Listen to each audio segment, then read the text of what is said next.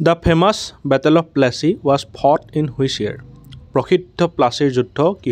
কোন বছৰত হৈছিল কোন বছৰত হৈছিল আৰু শুদ্ধ উত্তৰটো হৈছে অপশ্যন এ 1757 চনত 1757 who was the first Indian to receive Nobel prize in physics ভাৰতৰ প্ৰথম পদাৰ্থ বিজ্ঞানৰ নোবেল বিজয়ী কোন আছিল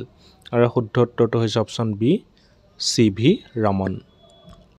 which Indian city is known as the silicon valley of India ভাৰতৰ কোনখন চহৰক হ'ব লাগিছিল ইণ্ডিয়াৰ চিলিকন ভেলী বুলি জনা যায়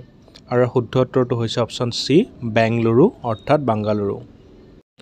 হু was the founder of Indian National Congress Indian National কংগ্ৰেছৰ প্ৰতিষ্ঠাতা কোন আছিল আৰু শুদ্ধ উত্তৰটো হৈছে option A O. Hume in which year was the reserve bank of India establish ভাৰতীয় ৰিজাৰ্ভ বেংক কোন বছৰত স্থাপন কৰা হৈছিল